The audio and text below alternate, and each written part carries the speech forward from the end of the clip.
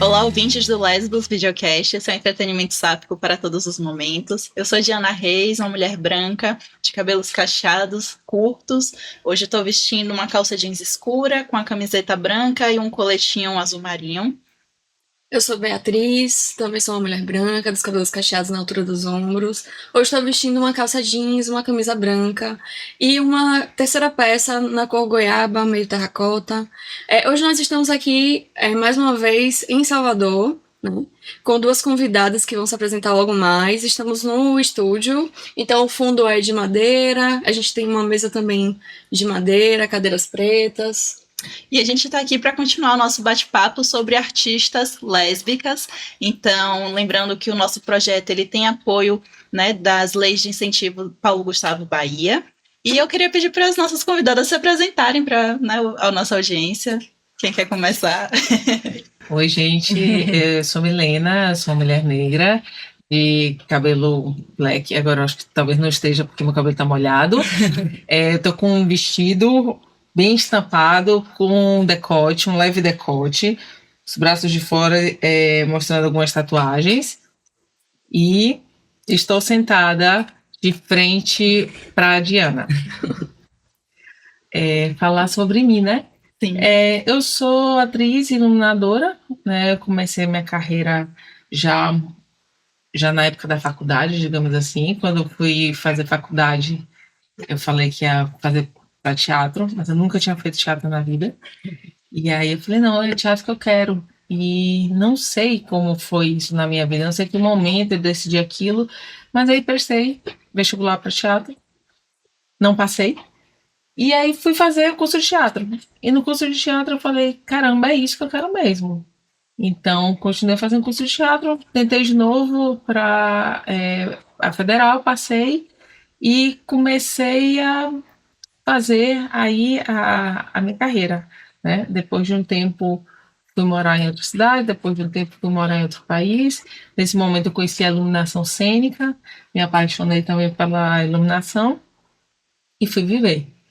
Então, 13 anos depois eu volto para Salvador, né? Passei 13 anos fora e volto em 2018, que é quando eu continuo, né, essa minha carreira, tanto na iluminação quanto na encenação, só que agora já muito mais compreendida de mim, né, de tudo que eu quero falar, de tudo que eu sou. E aí eu acho que vem uma nova fase de Milena. Assim. Pedir só para Camila também se apresentar um pouquinho.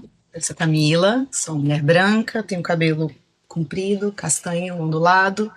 Estou vestindo uma blusa preta, assim, metade do braço, uma saia azul estampada, uns brincos azuis também.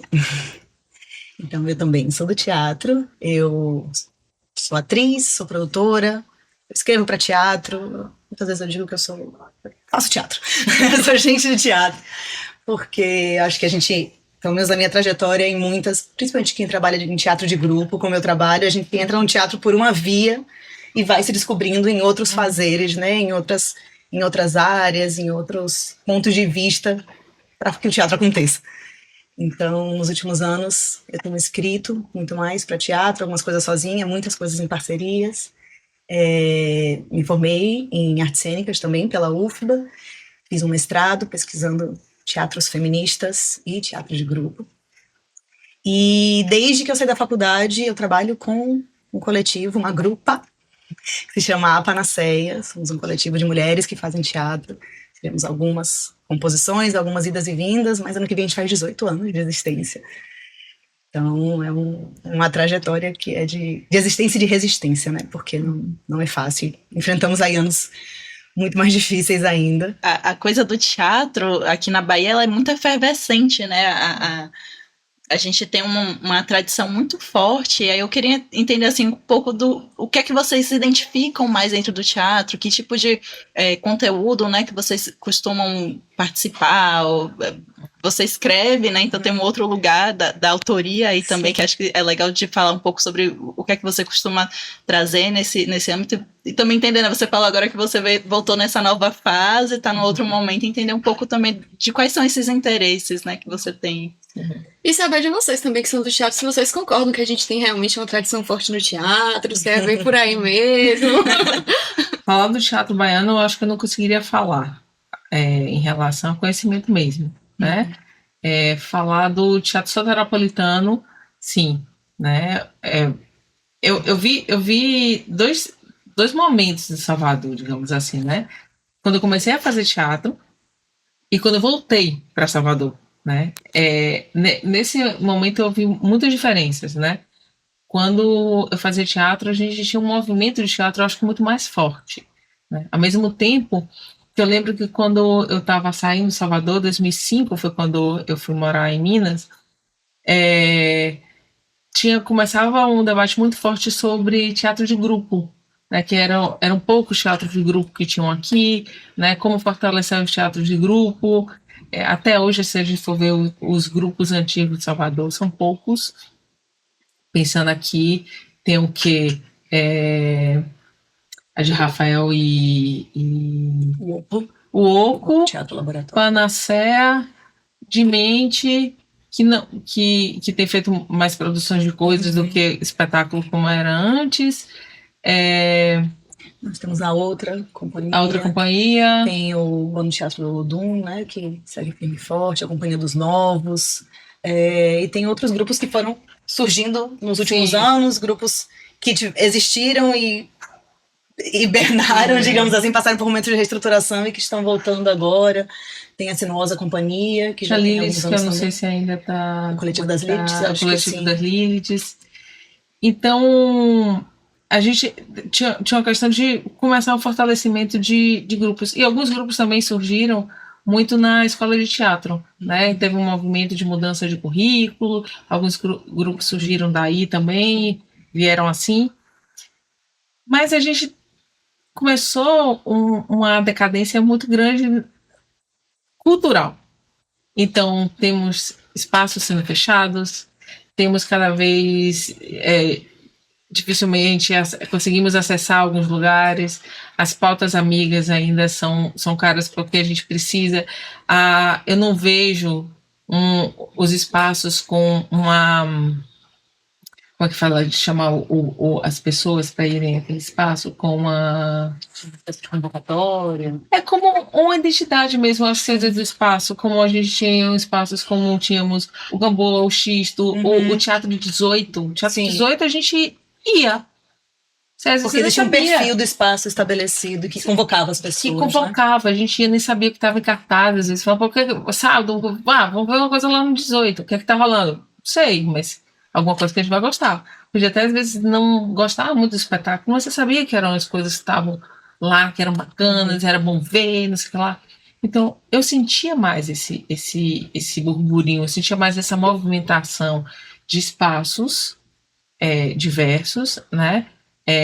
Funcionando mais do que eu acho que a gente consegue hoje em dia.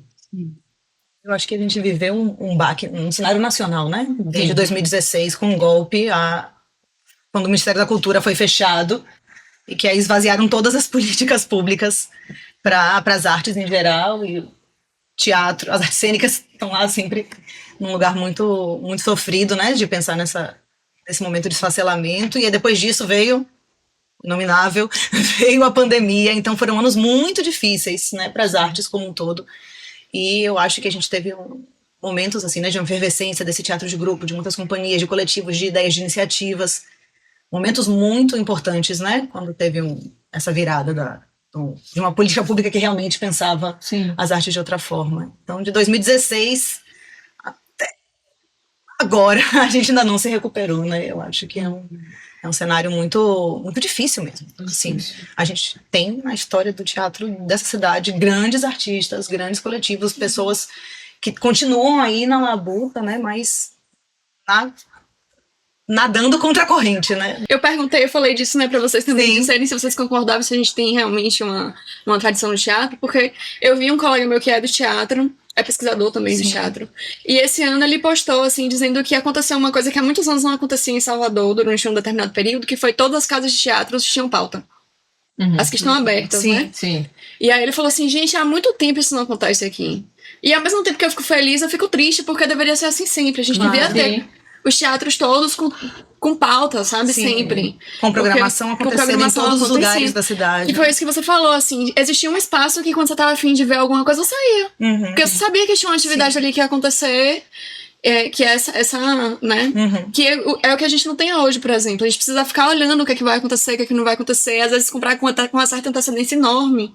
Porque, enfim, as peças vêm pontualmente e ficam um fim de semana, né? E isso ainda, assim, né, desculpa interromper, mas pensando que ainda tem um fluxo de, né, pessoas que vêm de fora para ocupar essas pautas, e às vezes o pessoal daqui não tem tanta visibilidade nesse aspecto. Eu acho que um dos pontos centrais, assim, talvez, Helena concorda, da nossa dificuldade com o teatro hoje é essa comunicação com o público, né? Existiam ferramentas, existia a agenda cultural do Estado da Bahia, que era distribuída em todos os lugares. O jornal era uma referência de onde você pode procurar o que ver, né? Hoje, você quer assistir uma peça, você tem que ir buscando. Ou, às vezes, portais que são muito especializados, só realmente quem está dentro do meio sabe que eles existem. Ou você tem que ir, deixa eu ver o que esse teatro tem, o que é aquele grupo que eu já conheço. Eu acho que o público mais amplo tá... E fica no nicho, né? Por isso que eu falei assim, de espaços que sejam reconhecidos como espaços culturais. Como nós temos espaços aqui importantíssimos na cidade, só que as pessoas não vão. As pessoas da comunidade não vão a esse espaço. Então, eu sempre questiono isso. Eu falo, porque os espaços, eles precisam também fortalecer a cultura. Eles não podem só abrir a pauta, encher e falar, olha, gente, estamos com a pauta cheia. E aí? Cadê o público? E também fortalecer a relação com a comunidade, né? Eu acho, assim. Claro. A gente já tocou nesse assunto em outros episódios, né? Que é nesse sentido de você fazer a comunidade participar pela... também fazer parte do que acontece ali. Então, às vezes, é você abrir uma enquete mesmo. O que vocês querem assistir? Sim. Né? O que a gente pode, enfim, garimpar aqui dentro do espaço para que vocês acessem também esse espaço. E essa compreensão de que aquele espaço também é um espaço que está aberto para receber bem a comunidade, né? Porque tem muita gente que não frequenta o teatro, que não frequenta os museus, que não frequentam, né, esses espaços culturais porque elas não se sentem pertencentes deles. É como se aquilo não fosse para elas. Então, não vou para esse espaço não é para mim, sabe? Sim. Que eu acho que é uma coisa que a gente tem que quebrar também, né? É um paradigma que está aí posto que a gente precisa ir quebrando. E que é isso, acaba que fica sempre difícil pra gente, porque a gente chega no espetáculo, você tem que fazer uma divulgação enorme, você tem que fazer uma linha com a comunidade, você tem que fazer tudo, você paga uma pauta, você não sei... Aí quando a gente vê, a gente fala, gente, sai com a dívida dessa temporada. Sim. Você vai pra outra, aí você sai com outra dívida da temporada. Aí o momento cansa. Sim. Você fala, porra, quando é que eu vou ganhar? Escreve edital. Tá, os editais... estão rolando menos que antes, com os valores reduzidos e com a exigência maior. Quando a gente vê, a gente tem que apresentar, dar curso, fazer não sei o que lá, fazer até o carreto, porque acabou o dinheiro pro carreto, e você sai com o quê? Quase nada de novo. Então, assim, tá difícil, gente. Tá difícil. É uma pena, assim, eu comecei falando essa coisa da tradição, porque para mim que venho do cinema tem um lugar muito forte para a gente pensar o teatro baiano, que é a tradição que se formou no teatro e que levou os atores para o cinema e que fez o cinema brasileiro ser né, esse expoente, que é o que vem depois com Glauber, etc. Né? Então, eu estava aqui um pouco ainda nesse momento, né? E também fiquei pensando, a gente perdeu muito essa cultura de frequentar os espaços, né? O próprio Teatro Gamboa agora teve que fazer, né, uma vaquinha para continuar de pé. E o FIAC, né, que é aquele festival de artes cênicas também, que já tem alguns anos que não acontece por falta de recurso, né, então isso impacta também, principalmente quem não está nesses lugares mais, né, de visualização, né, de visibilidade, na verdade, e aí entender também como é que vocês estão lidando, né? A gente tem essas questões, mas você, Milena, estava recentemente com a pauta lá na Casa Rosa, não foi? No SESI Vermelho, na Casa Rosa também apresentei outro espetáculo,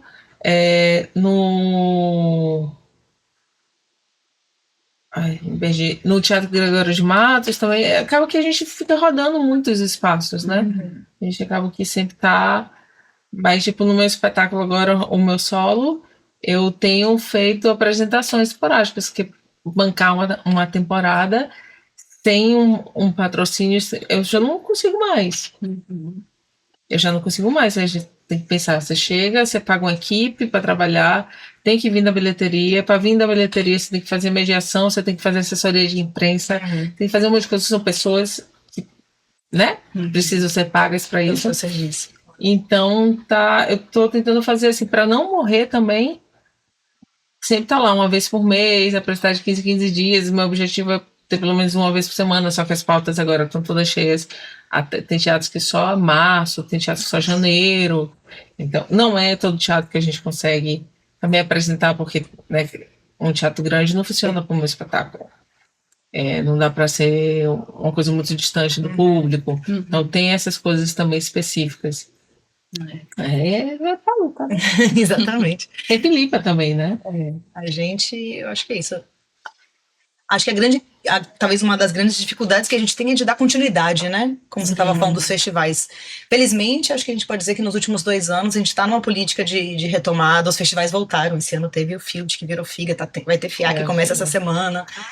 Então a gente tem um movimento acontecendo, mas a continuidade é a grande nó. A gente montar um espetáculo é um esforço, é hercúleo, né? Porque você envolve uma equipe imensa, são meses, às vezes anos de trabalho, de processo de pesquisa, de ensaio, e a gente consegue uma primeira temporada, depois aí consegue uma segunda, e da mesma forma que a gente vê, né, como é que um espaço mantém a sua casa sempre cheia, como que um festival consegue garantir que vai existir a cada ano, como que a gente consegue garantir que a gente vai dar conta de fazer as próximas temporadas e de bancar o nosso próximo espetáculo, né? Então é uma questão de insistência mesmo. Total. Felizmente, com Filipa, né, que é essa peça da Panaceia, que é essa minha peça, a gente conseguiu circular por muitos espaços da cidade. E isso é uma coisa muito massa, assim, de estarmos. A gente foi para Coutos, para Cajazeiras, para o centro da cidade, para muitos lugares diferentes, assim, encontrar com diversos públicos, e isso é muito, muito bonito, né? Assim, eu acho que a gente, por um lado, tem que dizer isso também, a gente tem tido mais espaços cênicos, uma abertura de casas, né, de teatros em bairros que não são todos aqui concentrados no centro. Esse movimento tem acontecido nos últimos anos, e isso é um fenômeno interessante. Cajazeiras tem entrado, né, no cenário da cultura muito forte lá, com Boca de Brasa. A Valéria também. Valéria também. Eu tenho o César Casabranca. O César Casabranca, né, que é no Caminho de Areia ali. E que também não sei, na verdade eu não sei muito por que mas tem o Gregório de Matos também, que é como um dos polos. Mas esses são novos, né? O Gregório já é antigo. E tem um movimento fortíssimo, fortíssimo lá. E as pessoas acessam. As pessoas da comunidade acessam esses espaços. Eu participei, né? Eu dei aula lá pelo IFBA, eles fizeram um processo formativo, tinha aula, inclusive, de iluminação, e aí eles fizeram parceria com Boca de Brasa, então uma parte das aulas foi lá no Boca de Brasa de iluminação, foi muito legal, assim. E eu acho muito importante, né, que a gente consiga, que a gente não, mas que as instituições que são responsáveis por isso consigam fazer com que a cultura circule um pouco mais por territórios que não são tão, né, tão pontuais, assim, que eram bem distantes mesmo do centro e que ficavam à mercê disso. Sim. Digo isso porque eu morei grande parte da minha vida em São Cristóvão e eu não conseguia acessar as coisas porque eu morava num lugar muito distante, que não tinha metrô na época. Então, pra sair de São Cristóvão pra chegar no centro era 2h30. Você assistir uma peça de 1 hora e voltar. Claro. E aí tem também algumas coisas assim que eu estava pensando, né, enquanto vocês estavam falando. Essa questão da localização, ela é muito importante, né, a gente conseguir dar essa adentrada, porque a gente vê que os bairros precisam, né, de movimentos culturais, porque justamente onde a cultura não chegam outras questões, né, que vão disputar esse espaço. E aí, do outro lado, que é a gente que normalmente tem o acesso facilitado, a gente às vezes não está indo também nesses espaços. Eu digo por mim mesmo, assim, às vezes eu fico angustiada, falo, gente, tanta coisa acontecendo na cidade, a gente não dá conta por questões outras. E aí a gente fica se perguntando também, né, para quem que a gente está fazendo as coisas, né? A gente que trabalha com cultura, a gente tem essas questões assim, né? E também fiquei pensando um pouco que vocês estavam falando, né, sobre todo o processo da montagem e tal, que é isso, né? Artes da cena são também o corpo envolto nessa preparação, né? Então o custo disso é um custo financeiro, mas também tem um custo emocional, né, para vocês. E aí queria entender assim como é para vocês estar nesses lugares a partir dos atravessamentos, né, mulher, lésbica, né, essas outras identidades vão surgindo, né, dentro desse contexto. Como é para vocês? Agora você, porque toda hora você. Tá bom. Eu acho que a grande beleza, né, pra mim, do teatro, e essa coisa que fazem as artes da cena serem muito únicas, é isso, né? Ela existe na nossa presença, no nosso corpo, com tudo que a gente traz de história, de vida, de energia, de tudo. E você tinha feito uma pergunta um tempo atrás, né, sobre de onde vêm as histórias do teatro, os tipos de teatro que a gente se alia. Eu, nessa minha experiência, que é de um teatro feito em coletivo, né? Um teatro de grupo, é um teatro que tenta permanecer no tempo, né? Pensar em projetos a longo prazo, tanto projetos de criação quanto projetos de formação. Eu acho que as criações têm um tempo grande para chegarem, né? Para se estabelecerem, para existirem mesmo. Junto com a Panaceia, nosso primeiro espetáculo, a gente pegou uma obra, enfim, de um autor, Nelson Rodrigues, um clássico brasileiro. E depois de Nelson Rodrigues, a gente falou assim, peraí. Agora a gente quer falar de outras coisas. E que coisas são essas, né? Assim, eu me formei já muitos anos atrás. Na época que a gente estava na faculdade, acho que eu não li uma dramaturga mulher. Felizmente, as coisas hoje são bem diferentes. Só Cleise Mendes. Eu não sei se a gente chegou a ler. Assim, Cleise Mendes é uma professora Cleise Mendes da faculdade. foi nossa professora, ela inclusive foi professora. Então, ela é professora de dramaturgia. Pra gente deu aula de história, então eu não lembro se a gente chegou a ler um texto dela. Mas, assim, as referências não chegavam, né, e a gente, como jovens atrizes que éramos na época, a gente falou assim, a gente tem que buscar o que a gente quer falar, né, que histórias são essas que a gente quer contar e para onde ir. Então eu acho que o processo de fazer teatro que eu conheço, que eu me entendo, é isso de uma construção que vai muito junto, né, o que é texto no sentido de palavra, o que a gente vai dizer, o que se descobre num corpo, numa sala de ensaio, junto. São exercícios de criação que passam pelo corpo e viram escrita, ou escrita que provoca uma criação e a coisa volta. E falando aqui, né, no Lesbos, videocast sobre Filipa, que é esse espetáculo, que é sobre a história dessa mulher. E hoje a gente chamaria de sáfica, talvez, porque tem autores que dizem que é anacrônico dizer que ela era lésbica, a gente não sabe porque ela não falou sobre isso, é um termo que existe depois, né? Enfim, ela era uma mulher que se relacionava com outras mulheres. E foi um projeto que esteve comigo por 10 anos, antes de ser concretizado assim como desejo. Eu quero falar da história dessa mulher, um dia vai chegar a hora de fazer isso acontecer, mas eu acho que os processos vão amadurecendo mesmo quando eles estão assim, né? Quietinhos, a gente lê uma coisa e associa isso, e a nossa experiência de vida tem um amadurecimento que é um processo que vai caminhando até isso poder, fala assim, pronto, agora é a hora. Às vezes depende de encontrar a parceria exata para aquele projeto acontecer. E aí eu acho que essa experiência de ser atriz sempre vai passar pela nossa própria história, né? Escolho falar de Filipa porque eu sou uma mulher lésbica, porque esse é um tema que me move, porque saber que esteve essa mulher aí no final do século XVI enfrentando a Inquisição, dizendo é isso mesmo. Eu não vou dizer que nada disso é mentira, tudo isso aconteceu, eu vivi com fulana, eu amei ciclana, eu transei com ciclana, assim, essa foi minha vida, que são histórias que quando jovem eu não tinha ideia de que existiam, né? Então, passa pela minha experiência como pessoa dizer assim, não, eu quero falar disso aqui. Tem muitas outras histórias que já foram contadas. É importante, para mim, como criadora, colocar essa história no mundo. Infelizmente, porque ainda são tempos que a gente precisa falar de violências e enfrentamentos e perseguições, inclusive religiosas, né? E até mesmo para romper esse apagamento, né? Que às vezes a gente não certeza. fala as coisas porque não nos autoriza. Então a gente também pede essa fala para falar o que precisa ser dito sobre certas situações, né? Então, bem interessante saber, não conhecia ainda o projeto. Minha história tem muitas coisas também de Camila, né? Que é isso, a gente vai amadurecendo, né? Vai amadurecendo várias coisas, vai entendendo no fazer teatral, né? Eu como nunca fui de grupo, eu sou de grupo, recentemente entrei em 2018 na Cia Bufa de Teatro, que é uma companhia de teatro daqui, que é focada em palhaçaria e bufonaria feminina. Não era um grupo só de mulheres, agora é um grupo só de mulheres, né? Passou a ser ao decorrer do ano, decorrer de muitos anos, na verdade é um grupo já de quase 20 anos, mas que eu faço parte há pouquíssimo tempo, né? Diante da trajetória do grupo. E eu fui fazer muitas coisas, né? Fiquei um bom tempo focada na improvisação teatral, que é um grande amor na minha vida. E fui trabalhando, mas eu nunca trabalhava com grupo. Eu trabalhava com muitos grupos, trabalhava com muita gente e nunca fazia parte de nada. E eu acho que isso me deu a possibilidade de entender o que eu não queria mais fazer.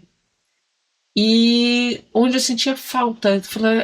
E quando eu fiz meu primeiro projeto de teatro documental, eu falei, caramba, esse negócio aqui bateu. É isso. Esse negócio aqui bateu. E foi um espetáculo que a gente falava sobre a nossa vida, misturado com muita ficção, que era eu e um ator brasileiro também, que já morava no México há mais de 20 anos, e a gente falava sobre duas pessoas que saíram do Brasil e chegaram no México, e a gente criando ficção com nossas histórias. A gente teve uma mulher maravilhosa que trabalhava com roteiro de cinema, que fez o roteiro do espetáculo diante disso. E eu lembro a primeira vez que a gente leu o texto, que quando a gente leu, eu falei, caramba, tá minha vida inteira aqui. Eu vou ter coragem de apresentar isso. Eu tô nua aqui. Aí a gente tomou um susto, e falou, caramba, a gente se expôs demais. E a diretora falou, mas é isso. Aí a gente falou, então tá, bora, né? E fizemos, e depois disso eu falei, é isso. E aí quando eu volto pra faculdade, que eu tenho que fazer coisas, eu falo, eu já sei o que eu quero fazer. E esse vai ser o momento. Então eu queria falar sobre lesbianidade. Eu queria falar sobre as coisas que eu não estava vendo no mercado. Eu falava, poxa, a gente está num debate tão importante agora sobre a comunidade, fortalecendo tantas coisas. Cadê as mulheres lésbicas? Não estamos falando da gente. Eu não estou vendo coisas da gente. Então acaba que esse L que começa é o L que está apagado, né? E aí eu sempre ficava, né, nesse questionamento, nesse incômodo, e comecei a fazer coisas, cenas em relação a isso, e aí eu construí. Eu e minha esposa, a gente fez um espetáculo que se chamava Entre Tantas Outras Nós, que éramos duas radialistas, e nessa rádio a gente falava sobre o amor de mulheres e o nosso amor, e a gente contava a nossa história, com a mega exposição também. E esse espetáculo foi um boom para eu entender que dava certo, e era isso mesmo. E eu falei, é sobre isso que eu quero falar. Eu quero falar sobre amor, eu quero falar sobre lesbianidade, eu quero falar sobre mim, sobre verdades, porque eu acho que as nossas histórias, elas se encontram demais. E aí eu comecei um carta-mãe, que na verdade, já antes de ser um desejo de ser carta-mãe, já era um desejo meu de muitos anos, que eu fui construindo esse espetáculo até o momento que eu entendi que ia ser assim. Eu falei, então é isso.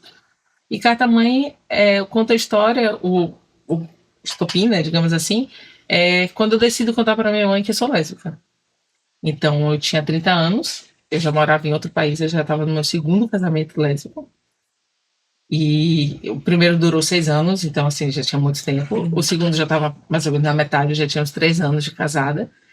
E era o fim do mundo, 2012, né?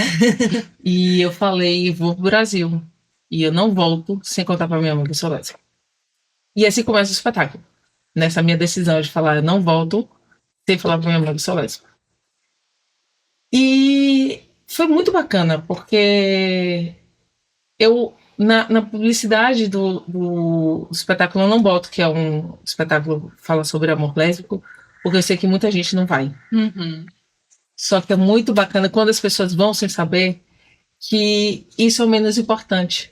A relação em relação ao nosso medo de falar quem somos, ao medo de deixar de ser amada pela mãe, todas essas coisas, como é que uma pessoa, aos 30 anos, já no segundo casamento, sofre tanto para dizer uma coisa, nem deveria ser dita, né? Nem deveria ser questionada, nem deveria ser nada. Então, toca a plateia de muitas formas, né? Isso foi muito bom ouvir. Teve uma apresentação que eu fiz dentro de um festival e tinha uns 100 adolescentes. E eu falei, caramba, quando eu vi a galera chegando, adolescente, eu falei, caramba, a galera de 12, 13 anos.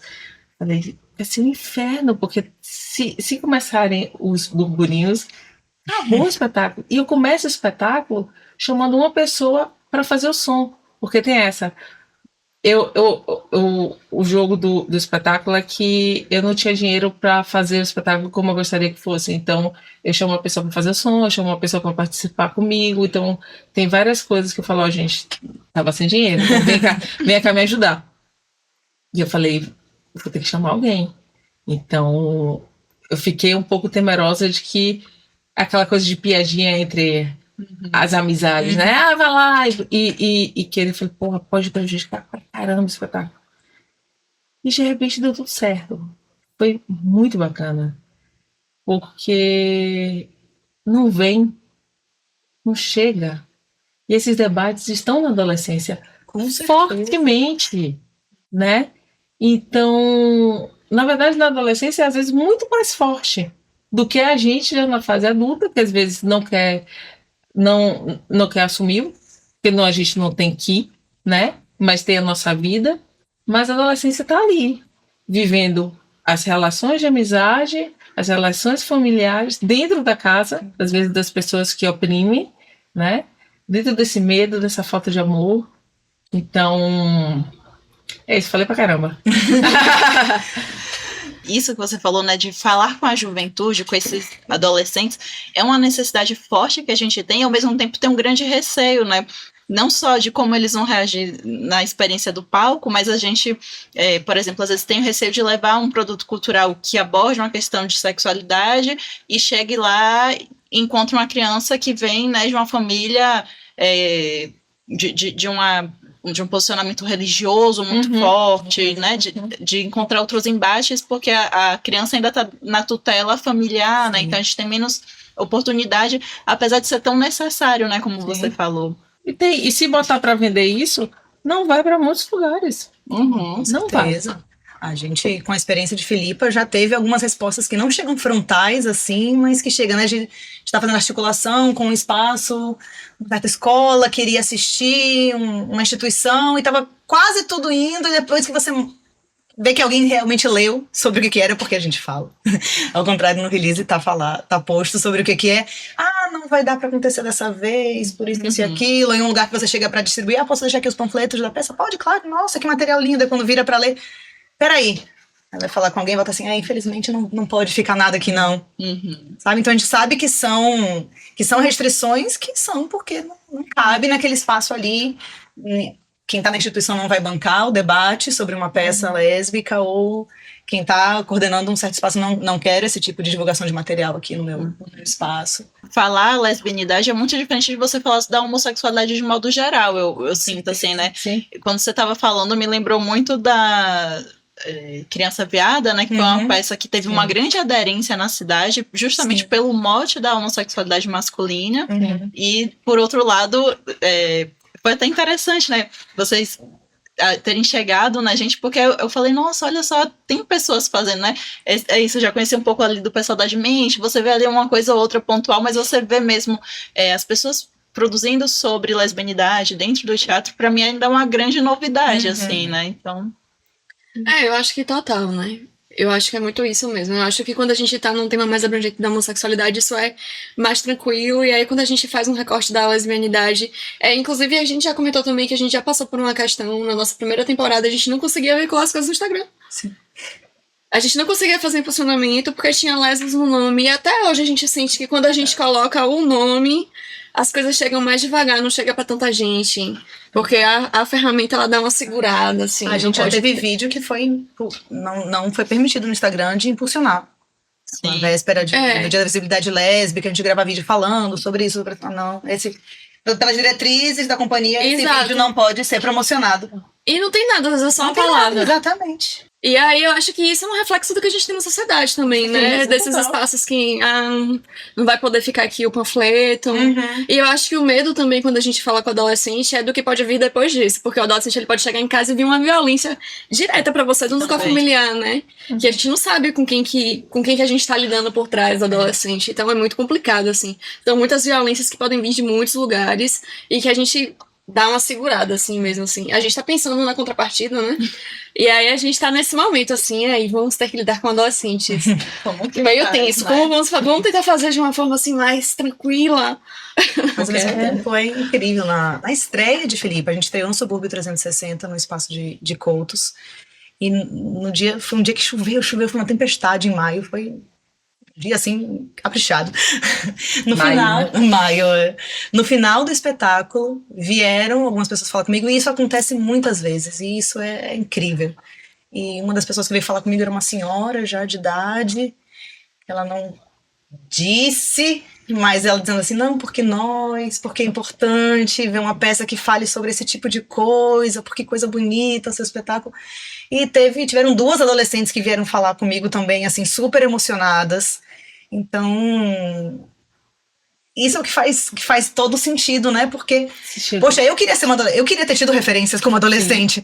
Eu queria ter tido conhecimento de tantas existências que eu simplesmente não sabia que existiam, né? Vivia num meio, a grande maioria de nós, absolutamente heteronormativo, não vislumbrava outra possibilidade para minha vida, a não ser uma relação heterossexual, e era aquilo ali. E sem entender também o que a gente sentia, porque Exatamente. aquilo não existia. Isso. Então, eu tô assistindo o quê? Se isso não existe. Sim. Né? Isso é muito louco, assim. Eu Aí acho quando você percebe e fala, não quero não. Não, isso é mentira, Sim. é mentira. Né? Não quero. É difícil. Você sente um incômodo de estar dentro daquele jogo, né? Da heteronormatividade, de estar ali paquerando os meninos. Tem uma coisa que não encaixa, mas eu não sabia nem identificar o que era isso. Que era aquilo que não tava legal, que não tava dando Que não certo. tava legal, né? Por que tava legal pra todo mundo e pra mim não tava, né? Realmente, felizmente, a gente vive num mundo em que já existem muitas referências, né? Mas eu acho que a gente ainda tem muitas referências por construir. Realmente, eu tenho uma grande vontade, tem alguns projetos aí rabiscados de fazer a peça sapatão pra juventude mesmo, pra adolescência, porque, felizmente, de novo, né? Essa adolescência vive outro momento que não a nossa. Mas eu acho que quanto mais histórias a gente colocar na rua, quanto mais produtos culturais a gente tiver falando sobre a nossa vida, sobre todas as formas, né, possíveis de se amar e se relacionar, a gente precisa. Porque é isso, né? Essa questão do... Você estava falando sobre sermos vetadas, né? Uhum. Uma coisa que já me incomodava, assim, demais na improvisação, era que sempre um cara que sai como mulher já é engraçado. Uhum. Né? Faz assim, uma personagem... Aí todo mundo... Isso me dava uma raiva. Me dava uma raiva. Eu falei, gente, como é fácil eles fazerem humor, né? Ridicularizando a gente sempre, né? Então, um cara que se monta, ele já é engraçado. Porque ele já se vestiu de mulher, né? É engraçado. O cara que é gay, ele é engraçado porque eles também, ao mesmo tempo, né? Os homens sempre são aceitos. Né? Eu estava muito pensando hoje que a gente ia se encontrar em Paulo Gustavo, né? Que inquestionavelmente é um sensacional comediante, mas eu ficava pensando, quem é a Paula Gustavo? Uhum. Quem a mulher aceita nessa comédia, né? Agora a gente tem a Tata Werneck, né? Que tem outras comediantes são fortíssimas, mas assim, nesse poder que ele tem de ser... Tata é hétero, né? Na verdade nem é Tata. Não, nem seria Tata, porque a gente tem Ingrid, temos grandes comediantes, mas quem seria essa Paula? Né? Quem é a mulher gay que faz humor? A mulher lésbica que faz humor, que aceita? E se ela fosse preta? Uhum. E se ela fosse periférica? Onde ela estaria? Não tem. Então a sociedade não está abrindo as portas pra gente. Então, ou a gente entra, a gente entra Exato. empurrando, dando chutão, ou a gente vai continuar como a gente sempre continuou. Sem nos ver, sem nos conhecer, sem nos identificar, sem dar oportunidade dessa juventude que já tem várias outras oportunidades de naturalizar.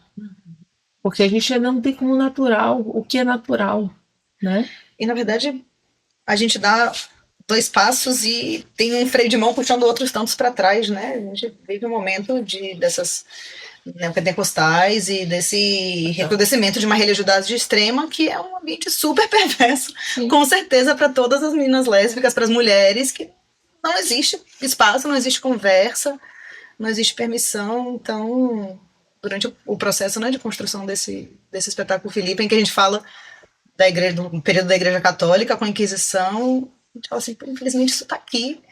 Tá aqui agora, né? Às vezes dentro do mundo das artes a gente vive um ambiente de muito mais de liberdade, naturalidade, a gente... Na bolha, né? Na nossa bolha tá tudo mais ou menos bem. Mas a gente sabe que tem uma contramão, né, da extrema-direita que é muito forte. Pra quem não assistiu, tem um episódio nosso que fala sobre lesbianidade e religião, e tá muito legal, vale a pena conferir a experiência de uma convidada da gente, que era de família Testemunha de Jeová, assim, e ela narra um pouco disso, assim, né, dos apagamentos que ela sofreu dentro da religião e quando ela resolve também sair da religião. Então vale a pena, vai lá e confere. E Que massa. só comentando isso que você fala do lugar do humor, acho que é muito interessante, né? Como é que a gente constrói o humor na sociedade, né? Porque a gente é permitido que ria da gente. Sim. Então, se é um lugar vexatório, né? De uma mulher performando a masculinidade, aquilo é risível por ser lido como algo, né, absurdo ou ridículo mesmo. E, às vezes, até os lugares em que são permitidos a gente ir, né? Então, o lugar do riso normalmente é o riso da gente, não com a gente. E quando vão nos ouvir, a gente tem que dar um discurso que é o que eles querem ouvir, que é o que a gente sofre. Ouvir as nossas dores, né? E aí eu fiquei muito interessada, porque você falou que você agora tem feito esse trabalho com a palhaçaria também, né? Se é um lugar que você ainda está experimentando, ou como é que você tem conseguido, se você tem conseguido levar esse humor através também, né, permeado pela questão da sexualidade, ou ainda é uma questão? Na Palhaçaria Bufonaria, né, eu tô com 2 espetáculos, um é Confabulações, que é um espetáculo de bufonas, somos 4 bufonas, que é um espetáculo que é super difícil de vender, porque são 4 mulheres com as tetas de fora, a buceta de fora, cabeluda, e não sei, o peito caído, e outro peito sem peito, uma bunda enorme. Então, já isso, até quando a gente vai para algum festival, as fotos são sem mostrar quase nada, todo um debate, porque somos 4 mulheres falando sobre o patriarcado, metendo pau nos caras, e traz várias dificuldades, né? Na palhaçaria, eu cheguei a fazer uns vídeos que eu estava na parte mais ou menos finalzinho, assim, da pandemia. Final não, né? Quando as coisas já estavam voltando a funcionar, os lugares abrindo e tudo, eu fiz uns vídeos que era um projeto que eu fiz para dentro da faculdade, tem um projeto Pibexa. E você manda um projeto, eles aprovam, você ganha uma graninha. Eu falei, porra, eu queria fazer umas coisas de palhaçaria. Eu tinha feito um curso online com a palhaça de São Paulo, a palhaça dos doutores da... esqueci. Ela também foi dos doutores, mas enfim. Aí eu tinha feito, e nessa cena que a gente fez na construção da palhaçaria, eu queria falar sobre ser uma mulher lésbica e preta. E foi super... Algumas pessoas falam, porra, mas esse lugar do humor, né? Esse lugar da palhaçaria, será que cabe esses debates? Como são esses debates? E a minha cena era que eu perguntava na rua onde ficava uma coisa, e aí um policial que eu perguntava, ele começava a mandar tirar as coisas da mala, o que eu estava levando, que eu levava uma linha, aí eu tirando as coisas, aí no momento eu pegava uma calça e falava, não, é de minha esposa, e aí era presa. E acabava presa. Era uma cena super curta, de uns 3 minutos. Aí eu falei, é isso. Vou pegar isso e vou fazer mais. Aí eu fiz outros videozinhos e foram todos relacionados, sem deixar claro, mas era... Minha esposa também é palhaça, então cada um tinha o título assim, um dia normal, era um dia de violência. Eu saía na rua com minha cadela e o cara passava, esse cachorro tem nome. Aí, de repente, esse cara era meu vizinho novo. E aí eu tava levando a máquina de lavar, ele, vai, eu levo. Só que ele não conseguia carregar a máquina. E aí, no final, eu parecia enterrando, como se tivesse matado ele. Mas era assim. E ele, assim, dentro de casa, era o chapéu dele que eu tava enterrando.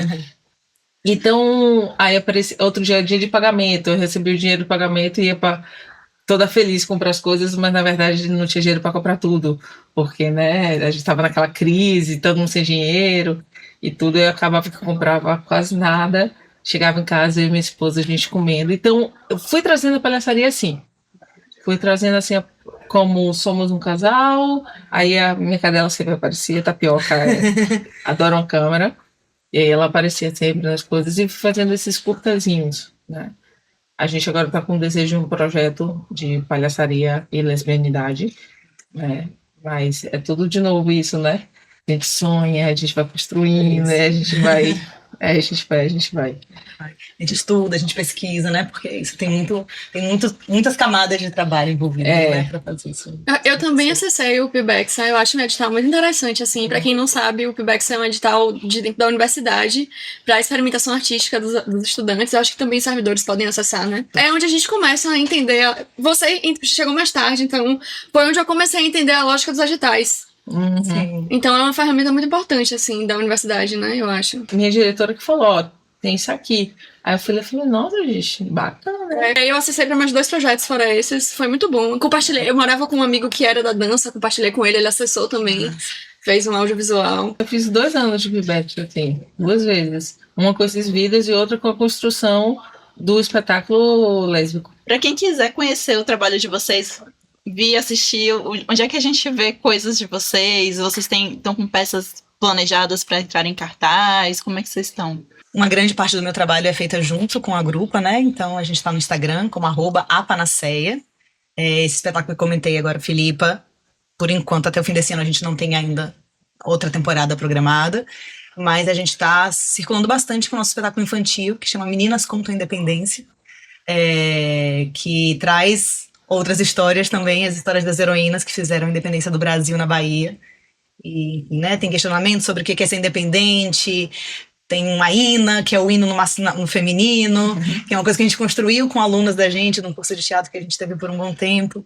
E a gente tem nosso projeto de oficinas, que também tem essa pegada de recontar as histórias das mulheres da história, que é o Meninas Podem, que são cursos de teatro só para meninas ou só para mulheres. E Meninas Contam Independência, a gente vai estar agora no FIAC, e temos algumas outras apresentações previstas. O Filipa, né, quando o processo do espetáculo realmente começou a acontecer, assim, se concretizar, também era na pandemia, que eu e Elisa Mendes, que é a diretora, a gente começou a escrever o texto juntas, e o tempo da pandemia não passava, e a gente falou, vamos só experimentar da forma que a gente pode, e a gente fez 2 experimentos em vídeo, e eles estão no YouTube, então pelo canal da Panaceia também dá para acessá-los. E tem um outro texto que eu escrevi que também é, né, sobre essa história de ser lésbica, e do lugar das referências, do lugar do espaço que a gente tem ou não tem. Eu escrevi um texto que participou de uma chamada de um grupo de Curitiba, e que eles transformaram vários textos escritos por mulheres, textos curtos, em podcast. Então, virou um podcast gravado por esse grupo, que é a Companhia Senhas, e a peça chama Pequeno Glossário para um Amor Banal. Que era nessa ideia, né? Assim, depois de muito tempo, já adulta, eu fui lembrar de uma apaixonite que eu tive lá no início da adolescência. Eu falei, nossa, isso que eu sentia por essa pessoa, olha só o que era. Que naquela época eu não conseguia identificar, não conseguia dar nome, eu não conseguia entender, e a peça é construída a partir disso, né? Que teria sido de uma vida se isso realmente pudesse ter sido, se fosse uma coisa banal. Uma menina poder descobrir que ama outra menina, o que teria sido a partir daí, né? Então tá lá esse podcast disponível, e é isso, pelo Lopanaceia, também tô no Instagram, camila.guilera. E tenho, falando de projetos futuros, né? A gente constrói essas peças e quer que elas tenham vida longa, então a ideia é continuar seguindo, circulando e voltando em cartaz outras vezes, né? Com a Filipa e com outros desdobramentos. A gente publicou um livro, até trouxe para pegar para vocês, para dar um para vocês. A gente publicou o texto da peça como livro de Filipa, então tá registrado também aí no papel. E tenho muito desejo de conseguir fazer também um espetáculo que seja lésbico, que não seja por esse lugar da dor, como você falou, né? Filipa é uma história de perseguição pela Inquisição, e quando eu e a Elisa fomos escrever, a gente falou assim, ok, isso a gente já sabe. Quando falar Inquisição, todo mundo vai saber. A parte do sofrimento, da dor tá posta. Vamos falar do outro lado, vamos tentar entrar com a ficção no que não está registrado pelos autos do processo, né? Tudo que a gente tem acesso é o que os inquisidores escreveram. Vamos tentar imaginar o que foram as histórias de amor dessa mulher, o que foi o desejo dela, o que foi a paixão. Vamos tentar olhar para esse outro lado. Vamos tentar falar de vida e de tesão e de delícia e de alegria.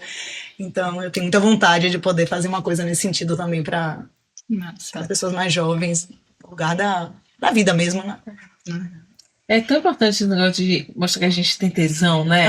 Que a gente transa, viu? A gente transa.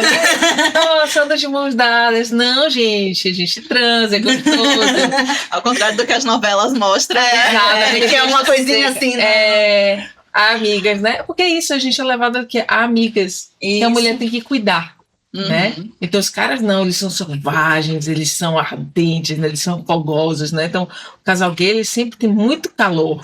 Se o homem transar muito com o outro, nossa, como vão transar. A gente não, né? Não, a gente tem... E isso é tão importante falar, né? Que a gente se relaciona. Porque sempre fico naquele lugar de que falta um homem, né? Eu uma vez estava na praia com uma ex-esposa, e aí a mulher falou, vocês são o quê, né? Ela já estava incomodada, assim, não entendia a relação. Aí eu não estava na hora, eu estava mais distante. Ela falou, gente, é casada. Ela, mas quem tem um pinto? Porque tem que ter, né? Mas é isso. Só voltando, porque enfim, o Filipe é uma obsessão na minha vida. Preciso falar dessa mulher porque ela é apaixonante, assim, tem no depoimento que ela deu à Inquisição lá, imagine o que era uma mulher sozinha diante de uma banca de homens todos poderosos, né, assim, que eram os padres, os inquisidores, que podiam fazer o que quisessem com a vida dela ali. E uma das coisas que está registrado é que ela disse, assim, que a relação que ela tinha com essas mulheres causava um grande amor e afeição carnal.